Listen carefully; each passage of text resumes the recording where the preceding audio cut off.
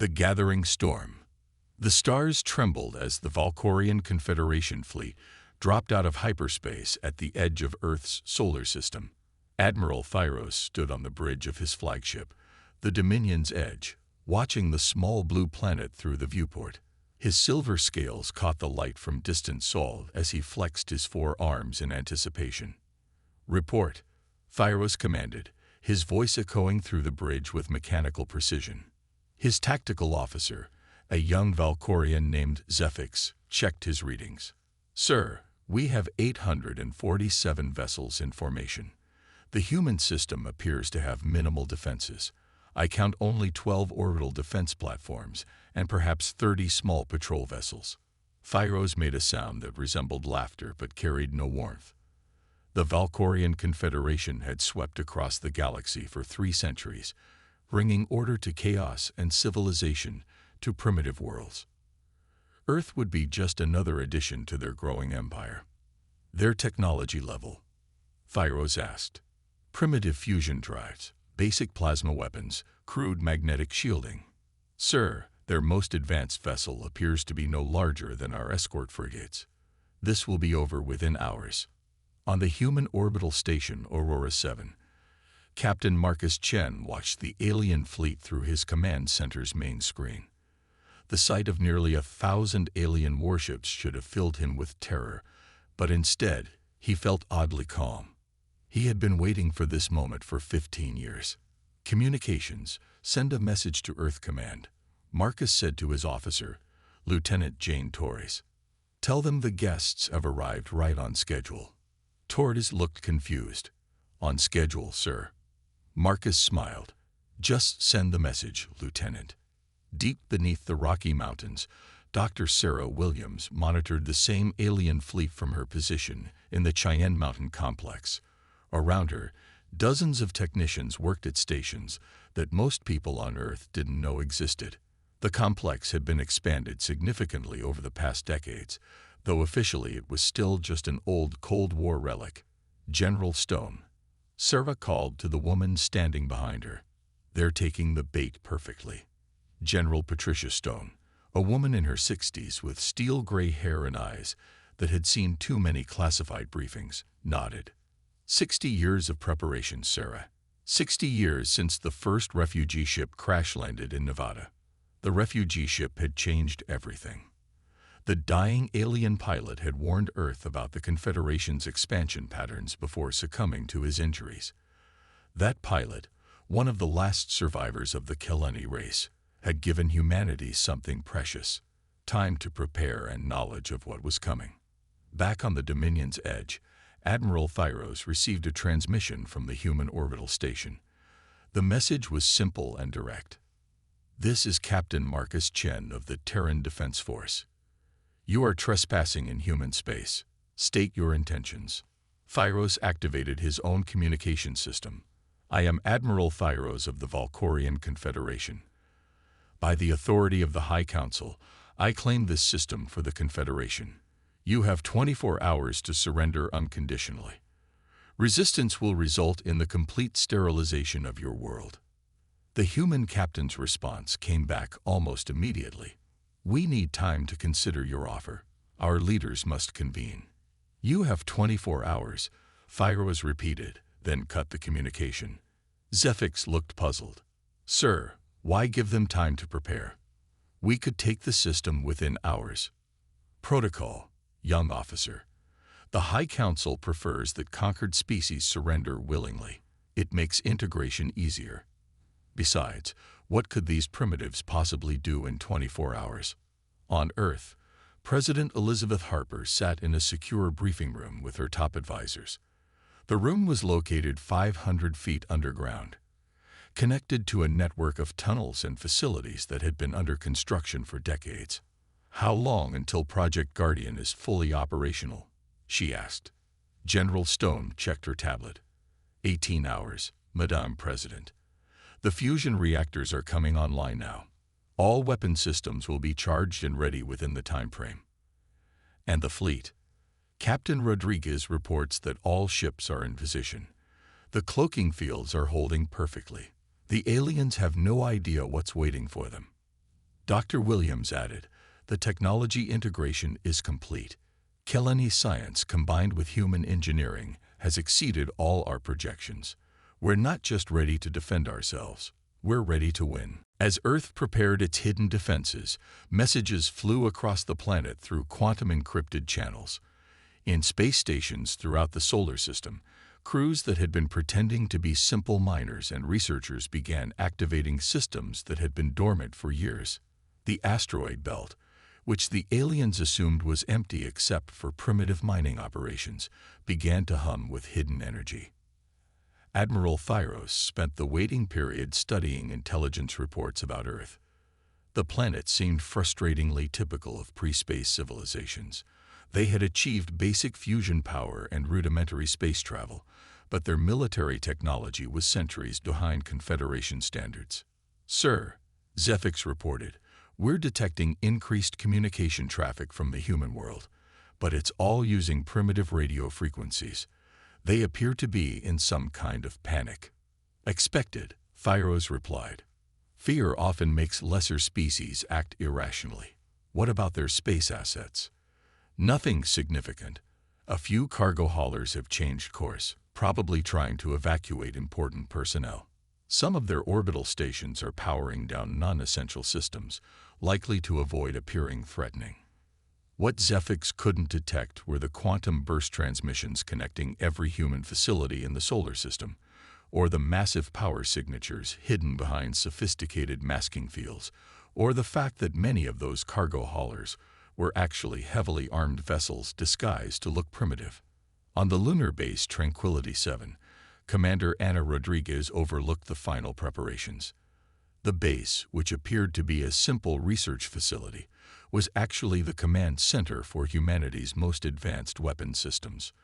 Through her window, she could see the alien fleet in the distance, unaware that they were already well within range of weapons that could destroy their largest ships. "All stations report ready," her tactical officer announced. "Good. Hold position and maintain communication silence. We wait for the signal." As the 24-hour deadline approached, Admiral Thyros prepared to make an example of Earth. The Confederation had perfected the art of intimidation over centuries of conquest. A show of overwhelming force would break human morale before the real fighting began. "Begin the demonstration," Thyros ordered. "Target their largest orbital platform. One plasma bombardment should convince them that resistance is futile." The Dominion's Edge charged its main weapon arrays, energy building in chambers designed to reduce planets to molten slag. Across the Confederation fleet, hundreds of other ships prepared for battle, their weapons targeting human installations throughout the solar system. But as the alien ships powered their weapons, something impossible began to happen. Space itself seemed to ripple around Jupiter's orbit, like heat waves rising from hot pavement. Energy readings spiked on Confederation sensors, showing power signatures that shouldn't have been possible. "Sir," Zephyx said, his voice rising with alarm, "I'm detecting massive energy buildups throughout the system. These readings, they're off the scale." "Impossible," Thyros snapped.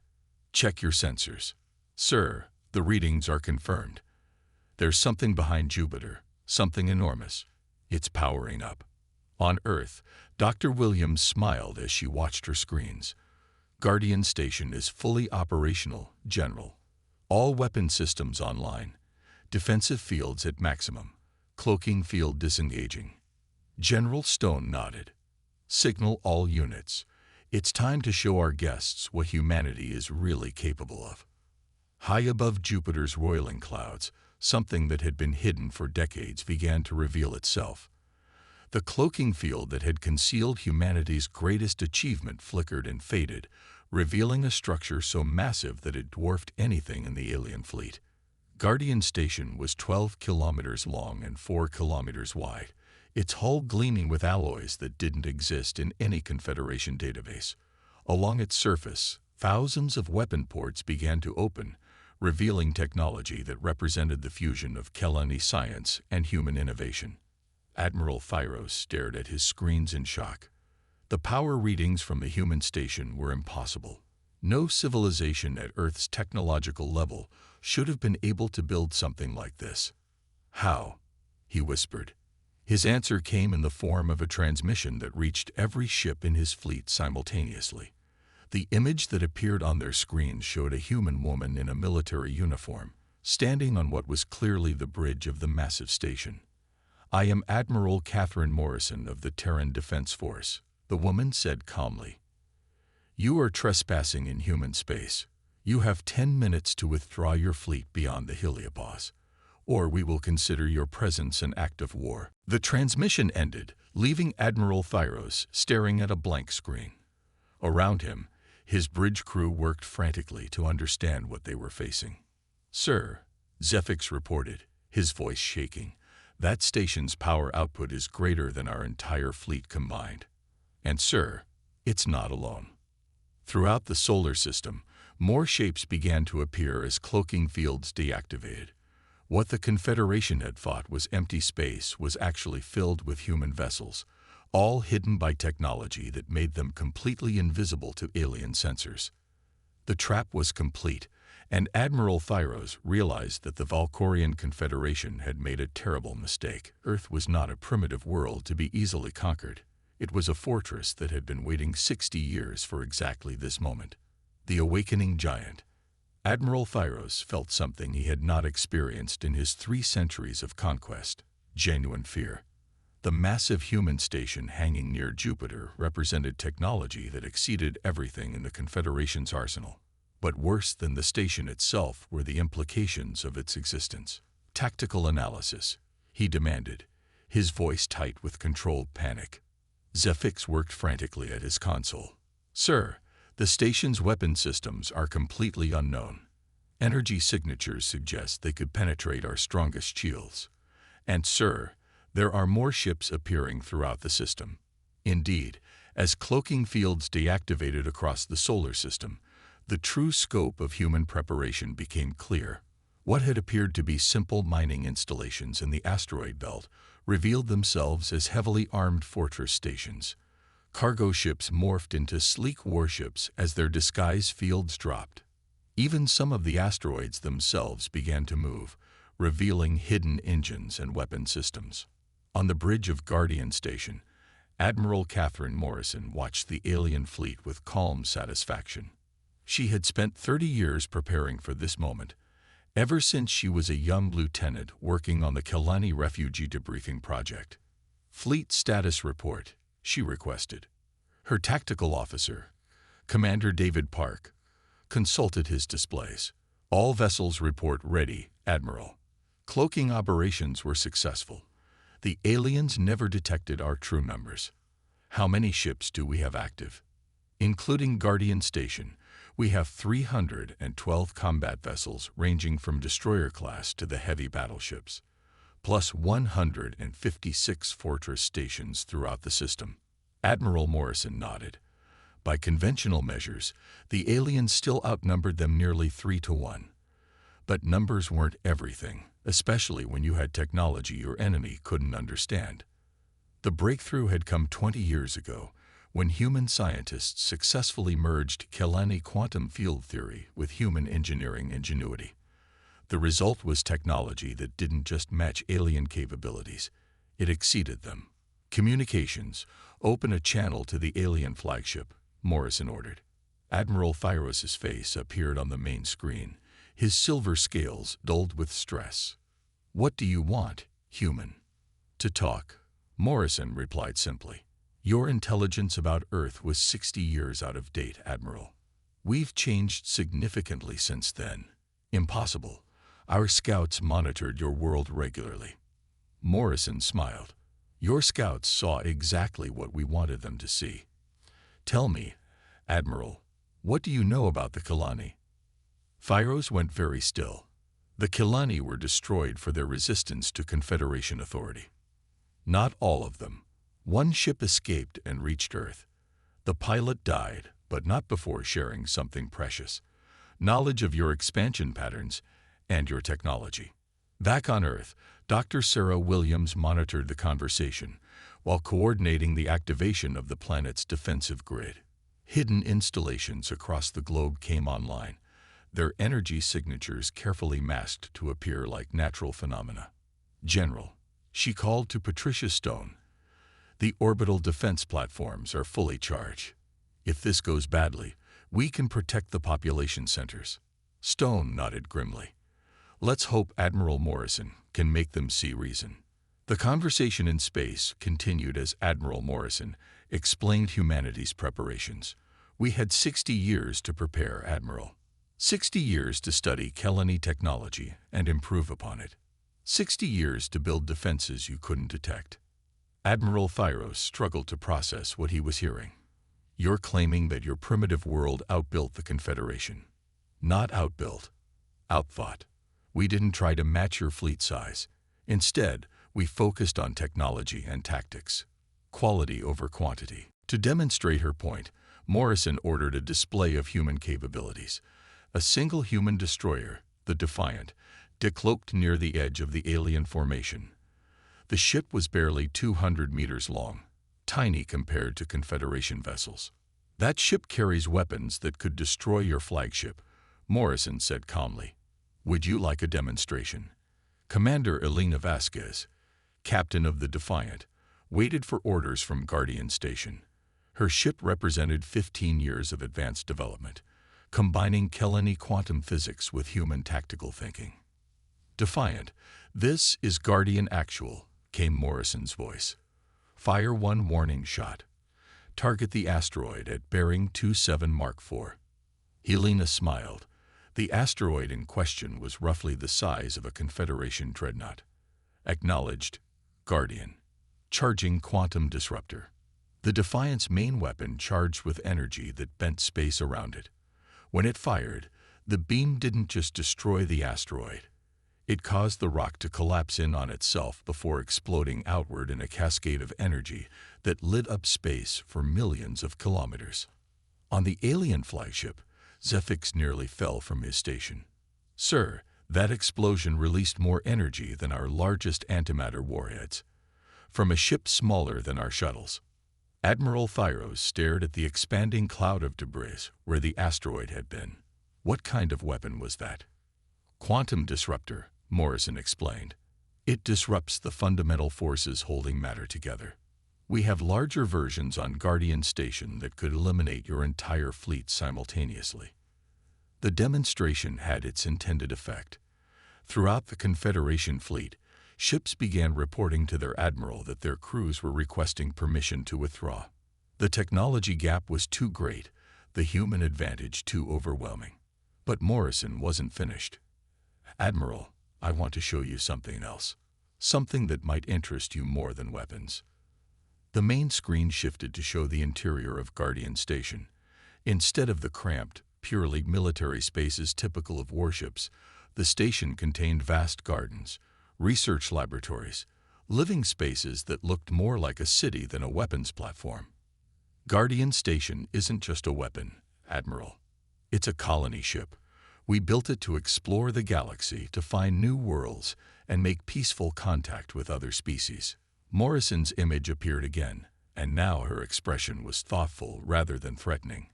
"We know about your empire, Admiral. We know about the worlds you've conquered, the species you've enslaved. But we also know why you did it." Admiral Thyros said nothing, but his scaled face showed surprise. "Resources, Admiral. The Confederation expanded because your home worlds were running out of the materials needed to support your population.